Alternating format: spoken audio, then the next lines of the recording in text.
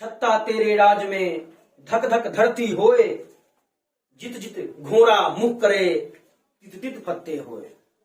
प्रिय मित्रों, आज हम कवित्व को पढ़ेंगे जो भूषण जी के द्वारा लिखा हुआ है, जिनका जन्म 1613 में हुआ था और 1715 में हमेशा हमेशा के लिए दुनिया को छोड़कर चले गए। कवि का जन्म तिकवापुर कानपुर उत्तर प्रदेश में हुआ था। तिकवापुर एक गांव है, कानपुर जिला है, उत्तर प्रदेश राज्य है। पिता थे रत्नाकर त्रिपाठी और उपनाम इनका भूषण था, और आगे जाकर इतना भूषण उपनाम प्रचलित हुआ कि इनका जो मूल नाम था वह गायब ही हो गया, कोई जानता ही नहीं है, इसलिए इनका नाम भूषण ही है। भूषण को भूषण की उपाधि किसने दी?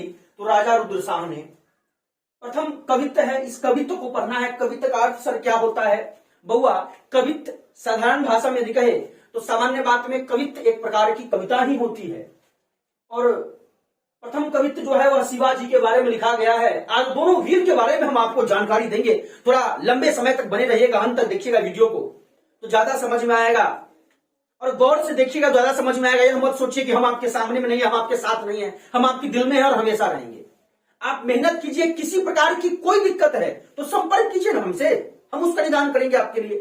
तो कहते हैं कि द्वितीय कवित्व छत्रसाल के बारे में है। शिवाजी का जन्म 1630 में हुआ था, 1680 में स्वर्गवास हो गया इनका। छत्रसाल का जन्म 1649 में हुआ, 1731 में स्वर्गवास हो गया। और अपने 82 ईयर्स की उम्र में इन्होंने 82 वर्ष की उम्र में एक 44 साल राजा के रूप में जीवन को जिए, और 44 साल के उस राजकाल में इन्होंने 52 युद्ध किया और एक भी युद्ध इन्होंने हारा नहीं। और सोलंकी राजा रुद्रशाह कहां के थे? तो चित्रकूट के थे। भूषण किस काल के कवि हैं? तो भूषण रीति काल के कवि है। चिंतामणि त्रिपाठी और मतिराम भूषण कौन थे? तब भूषण के भाई थे। शिवा बावनी में कितने मुक्तक हैं? तो 52 मुक्तक हैं। भूषण ने किस रस को प्रमुखता दी है? तो वीर रस को। तो चलिए आज हम चर्चा करेंगे शिवाजी के बारे में और बुंदेलखंड के राजा, बुंदेल केसरी राजा छत्रसाल के बारे में। राजा छत्रसाल का जीवन काल 1649 में शुरू होता है। जब ये मात्र 5 वर्ष के होते हैं तो इनके माता पिता इन्हें इनके मामा साहेब सिंह धंधेल के पास भेज देते हैं शिक्षा के लिए। धनुर्विद्या, घुड़सवारी, कलाबाजी ये निपुण होते हैं उसमें। जब इनका उम्र 12 वर्ष हो रहा होता उस समय दिल्ली के उस गद्दी पे बैठे मुगल सल्तनत औरंगजेब इनके पिता के ऊपर आक्रमण करता है, और एक दिन की बात है, इनके पिता लहूलुहान अवस्था में अपने महल में आते हैं। तो इनकी मां अर्थात इनके पिताजी थे चंपत राय, और इनकी मां बेचैन होके पिता से पूछती हैं कि क्या बात है। तो वो कहते हैं कि हमें छल से मारा जा रहा है, हम चाहते नहीं हैं कि हमें मरने के बाद आपका इस समाज में दुर्व्यवहार हो। और दोनों उसी समय उसी महल में आत्महत्या कर लेते हैं, एक दूसरे को मार देते हैं, खुद से मर जाते हैं। यह बात छत्रसाल को पता चलता। उस समय छत्रसाल का उम्र मात्र 12 वर्ष रहता है। वो अपनी मां के गहनों को लेकर किसी प्रकार भाग जाते हैं और अपने पिता के प्रिय मित्र जय सिंह के पास जाते हैं। वहां जाते हैं, घुड़सवारी की कला सीखते हैं। सब कुछ सीखने के बाद जय सिंह उन्हें बड़ा बड़ा काम सौंपता है। और एक बार की बात है, राजा जय सिंह के लिए, और राजा जय सिंह भी औरंगजेब के लिए काम करता था, और वह कितने किला को जीत लेता है, लेकिन फिर भी औरंगजेब इन्हें कोई पदवी, कोई सम्मान, कोई वैल्यू नहीं देता। और ये मुगल सल्तनत की इस नमक हरामी को समझ जाते हैं, और ये उसी समय उसको छोड़ करके चले जाते हैं शिवाजी से मिलने। शिवाजी से मिलने के क्रम में जब शिवाजी से इनकी मुलाकात होती है तो शिवाजी को कहते हैं कि इस राजा छत्रसाल का प्रणाम स्वीकार करें महाराज। इस छत्रसाल, क्योंकि उस समय तो राजा छत्रसाल राजा थे नहीं, इनका जो अपना महोबा का किला था वो भी छीन लिया गया था मुगलों के द्वारा। और ये कहते हैं कि प्रणाम स्वीकार करें छत्रसाल का। तो शिवाजी कहते हैं, अरे छत्रसाल, तुम एक कैसे वीर हो जिसकी वीरता सिर्फ दूसरों की गुलामी करने में पड़ी हुई है। राजा छत्रसाल का आंख खुलता है उस समय, और वो फिर छत्रसाल आगे की ओर बढ़ते हैं। और शिवाजी उसी समय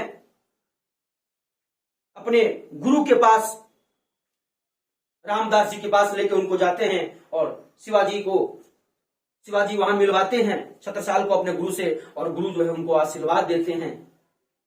छत्रसाल आगे बढ़ते हैं, शिवाजी से मिलते हैं, फिर अपने बुंदेल में आते हैं, महुआ में आते हैं, लेकिन यहाँ कोई औरंगजेब का विरोध करने के लिए खड़ा नहीं होता है। वो मात्र 5 घोड़ा और 25 पैदल के साथ एक टीम बनाते हैं, अपनी मां की गहनों को बेच करके एक सेना का गठन करते हैं, और उसी प्रकार धीरे धीरे तमाम जगहों को जीत लेते हैं।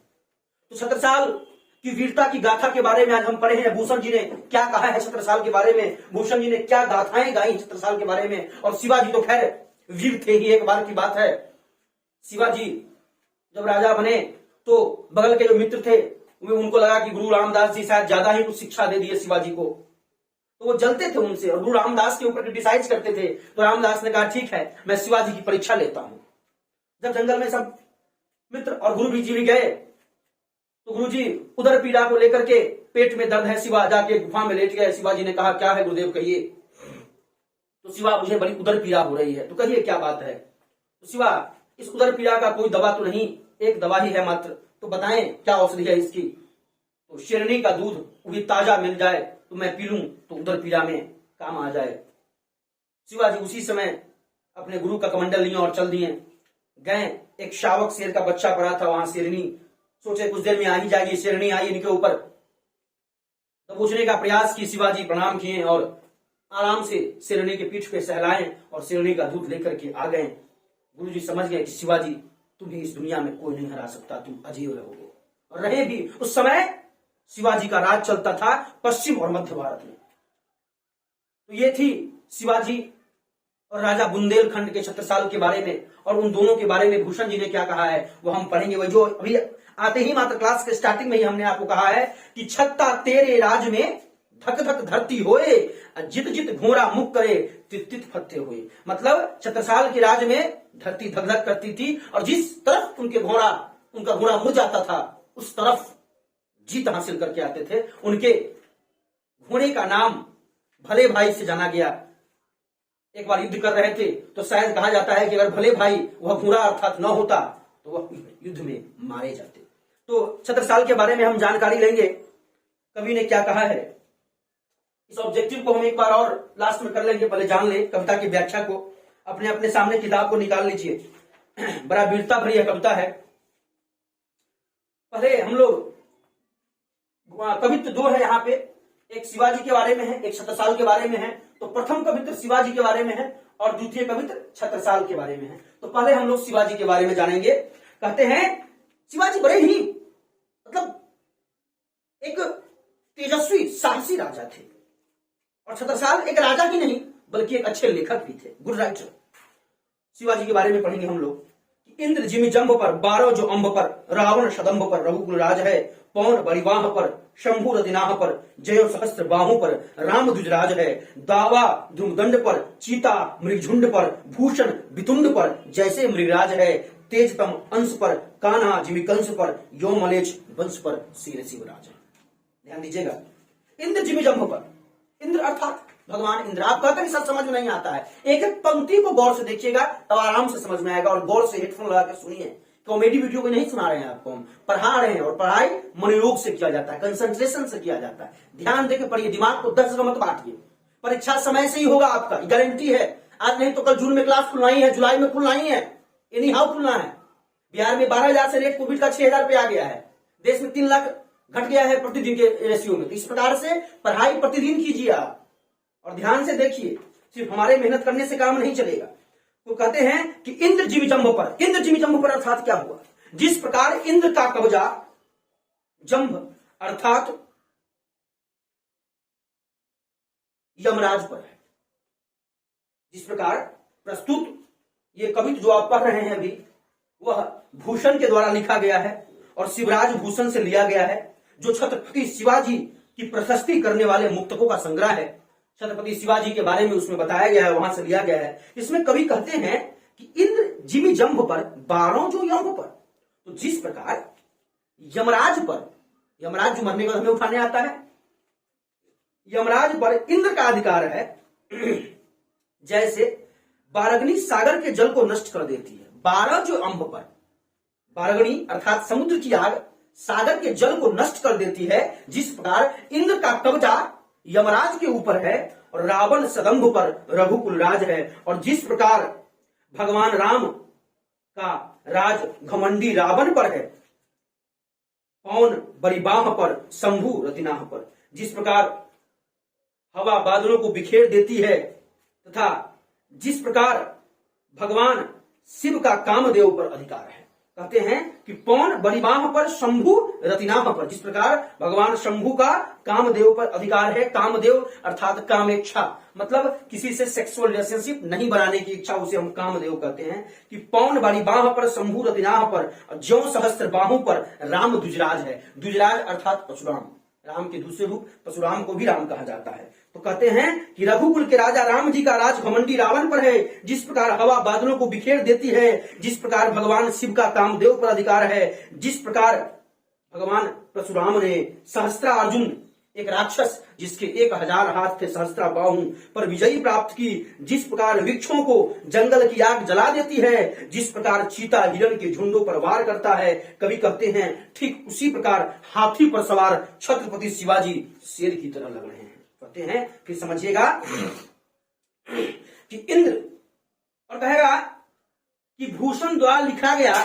कवित्व, फर्स्ट भूषण द्वारा लिखा गया प्रथम कवित्व कहां से लिया गया है? तो शिवराज भूषण से लिया गया है। कि इंद्र जिमि जंभ पर, 12 जो अंब पर, जिस प्रकार इंद्र का कब्जा यमराज पे है, जिस प्रकार समुद्र के पानी के ऊपर समुद्र की आग का कब्जा है, जिस प्रकार रावण के ऊपर भगवान राम का राज था, और जिस प्रकार भगवान शंकर का कामदेव पे अधिकार है, जिस प्रकार द्विजराज अर्थात परशुराम ने सहस्त्राबाहु को काट डाला था, जिस प्रकार चीता हिरणों के झुंड को मचोर के रख देता है, खा लेता है, उसमें से अपने भोजन को निकाल लेता है। चीता के सामने में हिरण कुछ है? कुछ नहीं है। उसी प्रकार दावा दंड पर, चीता मृगझुंड पर, भूषण वितुंड पर जैसे मृगराज है। कहते हैं इसी प्रकार जिस प्रकार से यह सब बैठे हुए ये सब कर रहे हैं, और उसी प्रकार से हमारे शिवाजी बैठे हुए हैं, और तेजतम अंश पर, कान्ह जिमि कंस पर। कहते हैं कि जिस प्रकार से वृक्षों को आग जला देती है, दावा दंड पर, चीता मृगझुंड पर, भूषण वितुंड पर जैसे मृगराज है, और तेजतम अंश पर, कान्ह जिमि कंस पर, और जिस प्रकार कान्हा ने कंस को पछाड़ दिया था, और यो मलेच्छ वंश पर शिवराज है। और कहते हैं जिस प्रकार वृक्षों को जंगल की आग जला देती है, जिस प्रकार चीता हिरण के झुंडों पर वार करता है, कवि कहते हैं ठीक उसी प्रकार हाथी पर सवार होकर के शिवराज लगते हैं कि जैसे शेर सवार है। तो ध्यान दीजिएगा, एक एक शब्द को समझिएगा, आराम समझ में आ गया हो, कोई दिक्कत नहीं होगा। फिर समझ लीजिएगा कि इंद्र जिमि जंभ पर, 12 जो अंब पर। आपके पीछे शब्द का निधि दिया हुआ है, उसको देखिएगा, सारा चीज समझ में आ जाएगा। बाद बाकी व्याख्या आपको बता दिए, गौर से सुनिएगा, फिर समझ में आएगा। कि इंद्र जिमि जंभ पर, 12 जो अंब पर, रावण सदंभ पर रघुकुल राज है। इंद्र के ऊपर, इंद्र का कब्जा किसके ऊपर है? यमराज के ऊपर है। समुद्र के आग समुद्र के पानी को समाप्त कर देता है। रावण के ऊपर भगवान राम का राज है। पौन बरिबाह पर, शंभु रतिनाह पर, और भगवान शंभु का राज कामदेव के ऊपर है। सहस्त्रा बाहु, 1000 बाहु होते हुए भी भगवान राम अर्थात परशुराम दूसरे रूप ने उसे काट डाला। दावा दंड पर, चीता मृगझुंड पर, जिस प्रकार जंगल में यदि आग लग जाए तो वृक्षों को जला देती है। भूषण वितुंड पर जैसे मृगराज है, मृगराज अर्थात शेर को कहा जाता है, उस प्रकार से वो लग रहे हैं। और तेजतम अंश पर, जिस प्रकार अंधेरा में अगर रोशनी किया जाए तो अंधेरा समाप्त हो जाता है, तब मतलब अंधेरा समाप्त हो जाता है। जिस प्रकार कान्हा कंस के ऊपर भारी पड़ते हैं, और उसी प्रकार लग रहा है कि शिवराज हाथी के ऊपर बैठे, लग रहा है कि शेर की तरह बैठ करके हाथी को आगे की ओर ले जा रहे हैं, अपने दुश्मनों को मात दे रहे हैं। फिर हम लोग चलेंगे इसके दूसरे भाग में। दूसरा भाग छत्रसाल के बारे में है, और छत्रसाल के बारे में जैसा हमने बताया आपको कि बुंदेल केसरी राजा छत्रसाल, बुंदेल केसरी थे, महोबा के राजा थे। 5 वर्ष की उम्र में ही छीन लिया गया। 12 वर्ष की उम्र में जब इनके माता पिता अपने आप को मार डाले, आत्महत्या कर लिए, उस समय इनकी उम्र 12 वर्ष थी। उसके बाद राजा छत्रसाल ने संघर्ष भरे जीवन को जिया, और फिर दोबारा अपनी वीरता के बदौलत उस स्थान को, उस माँ बाप के उस सपने को साकार किया, और फिर अपने राज्य को स्वराज्य स्थापित किया, मतलब अपना राज्य स्थापित किया। किसी दूसरे के लिए इन्होंने काम करना छोड़ दिया, और मात्र 44 साल शासन किए, और 44 साल के शासनकाल में उन्होंने 52 युद्ध लड़ा। यह मध्य प्रदेश की वीरता की गाथा है राजा छत्रसाल की। चलिए ध्यान दीजिएगा। निकसत म्यान ते मयूख है प्रलय भानु भान कैसी फार तम तुम से गैनंद के जाल को लागती लपकी कंठ बैरिन की नागिन सी रुद्र ही रिझावे दे दे मुंडन की माल को लाल छुदीपाल छत्रसाल महाबहुबाली कहाँ लो बखान करो तेरी करवाल को प्रतिभट कटक कटीले केत कोटि कोटि कालिका से कील की कले उदेती काल को। ध्यान दीजिएगा, एक एक शब्द समझ में आएगा, गौर से देखिएगा। तो कहते हैं कि निकसत म्यान ते मयूख है प्रलय भानुभान कैसी अफारे तम तुम से गयानंद के जाल को। कि प्रस्तुत पंक्तियां भी भूषण के द्वारा ही लिखी गई है। अभी आपने शिवाजी के बारे में पढ़ा, वह शिवराज भूषण से लिया गया है, वह भी भूषण द्वारा लिखा गया है, ये भूषण द्वारा लिखा गया है। कि प्रस्तुत पंक्तियां भूषण द्वारा लिखा गया है और छत्रसाल दशक से लिया गया है। ऊपर शिवाजी के बारे में जो कविता है वह शिवराज भूषण से लिया गया है और यह छत्रसाल के बारे में वह छत्रसाल दशक से लिया गया है, जिसमें 10 छंदों में महाराज छत्रसाल की वीरता का यशोगान किया गया है। कवि कहते हैं कि युद्ध के मैदान में छत्रसाल की तलवार प्रलयकारी सूर्य की किरणों के समान प्रखर प्रचंड रूप धारण कर मयान से बाहर निकलती है। मयान समझते हैं ना, जहां तलवार को रखा जाता है। निकसत म्यान ते मयूख है प्रलय भानुभान कैसी अफार है तम तुम से गयानंद के जाल को। मयान से बाहर निकलती है उनकी तलवार विशाल हाथियों के समूह जैसे गहन अंधकार को तितर बितर कर देती है। हजारों लाखों करोड़ों हाथियां युद्ध के मैदान में और उनकी तलवार जब निकलती है तो तितर बितर कर देती है हाथियों को और अंधकार को तितर बितर कर देती है। अर्थात उनकी तलवार गाजर मूली की भांति हाथियों को काट गिरा देती है। शत्रुओं के गले में यह नागिन लपकती है। ये कोई साधारण तलवार 2 फीट 4 फीट का नहीं है, बल्कि 50-50 फीट का एक तलवार आता है, 10-10 फीट 20-20 फीट का तलवार है, लंबा लंबा, एक बार मारते तो गाजर मूली की तरह सैकड़ों हाथियों को काट देती और यह शत्रुओं के गले में जैसे नागिन लपेट के आता है उस प्रकार से तलवार लपेट देती है और देखते ही देखते शत्रुओं के शीशों का, उनके माथा का, उनके कटे हुए सिर का ढेर लग जाता है। कवि कहते हैं, हे बलवान और विशाल भुजा वाले महाराजा छत्रसाल, मैं आपकी इस तलवार का गुणगान कहां तक करूं। आपकी तलवार शत्रुओं के समूह तथा उसके जाल को काट काट कर देवी के कालिका रूप की भांति, देवी के काली रूप अभी देखिए पूरा जीव बाकर के विकराल रूप कालिका रूप की भांति किरकारी बढ़ती हुई मृत्यु को अपना भोजन बनाती है। ये समझिएगा कि निकसत म्यान ते मयूख है प्रलय भानुभान कैसी अफारे तम तुम से गयानंद के जाल को लागती लपकी कंठ बैरिन नागिन सी रुद्र ही रिझावे दे दे मुंडन। भगवान शंकर को रावण ने सिर्फ सिर चढ़ा करके माथा काट कर रिझाया था, तो रुद्र ही अर्थात भगवान शंकर रिझावे दे दे मुंडन को मान को इस प्रकार से तलवार से सर को काट रहे हैं। लगता है कि रावण भगवान शंकर को फिर से रिझा रहा है सिर दे करके। लाल छुदीपाल छत्रसाल महाबहुबाली, महाबहु आदि है, कहां लो बखान करो तेरी तलवार। करवाल यहाँ मतलब तलवार, कहां तक आपके तलवार का बखान किया जाए। हे महाराजा छत्रसाल, आप तो इतने वीर हैं कि जिस प्रकार लगता है कि गाजर मूली की भांति हाथियों के झुंडों को, मनुष्य के सिरों को काटा जा रहा है। प्रतिभट कटक कटीले केति काटी काटी कालिका से कील की कले देती काल को। और मां काली की तरह विकराल रूप धारण करके छत्रसाल अपने दुश्मनों पर टूट पड़ते हैं। मित्रों, यह छत्रसाल और शिवाजी के वीर गाथा थी आपके सामने। एक बार ऑब्जेक्टिव को हम लोग और देख लेते हैं कि कवित्व के कवि हैं भूषण, जिनका जन्म 1613 में हुआ था, 1715 में डेथ कर गए थे। जन्म हुआ था तिकवापुर, बोलिए मेरे साथ, तिकवापुर गांव का नाम है, कानपुर जिला है, उत्तर प्रदेश। पिता रत्नाकर त्रिपाठी, उपनाम था इनका भूषण। भूषण को भूषण की उपाधि किसने दी थी? तो राजा रुद्रशाह ने।